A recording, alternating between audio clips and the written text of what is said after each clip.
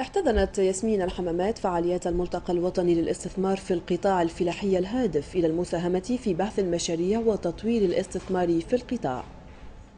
دعما لمبدأ المبادرة الفردية وبعث المشاريع وتطوير الاستثمار في القطاع الفلاحي، انعقد بمدينة الحمامات الملتقى الوطني للاستثمار، ملتقى طرح عدة إشكاليات تعيق تطور منظومة الاستثمار في هذا القطاع وتطرح حلولا لتذليل الصعوبات. الغاية منه هو بعث مشاريع اقتصادية فلاحية قابلة للإنجاز، وتظهر شنية نوعية المشاريع اللي نبعثوها في الورشات. مجموعة من الحاضرين اللي مستعدين باش يمولوا هالمشاريع هذه. الملتقى تعرض لعدة قضايا على رأسها إشكالية الأراضي الدولية والمعوقات العقارية والإدارية. الإشكال فيها هو تداخل المصالح الإدارية، وبالتالي حل المشكل هذا هو فيه بعض التعقيدات. كان مقترح المنظمة على أن يقع تكوين شركات تعاونية من أصحاب الشهادات العليا مختصين واللي هما يقوموا على هالأراضي هذه.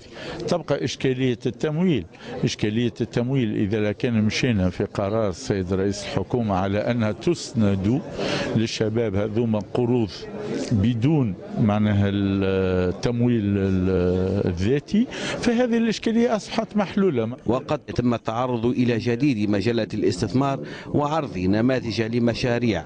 ثم حوافز باش يقع مصدق عليها ان شاء الله في سبتمبر ولا في اكتوبر اخر السنه هذه، ذلك لدعم الفلاحين صغار الفلاحين ومحاوله اعطاء الترفيع في سقف القروض الفلاحيه، باش يعني نحاولوا نوجهوا الناس نحو بعض المشاريع النموذجيه، ومن بعد باش يتم الاستوحاء بها، باش يستيحوا بها الناس، باش من بعد في خلال المداولات على الورشات يكون عندهم على الاقل فكره اوليه شنو المشاريع اللي نجموا يخدموها.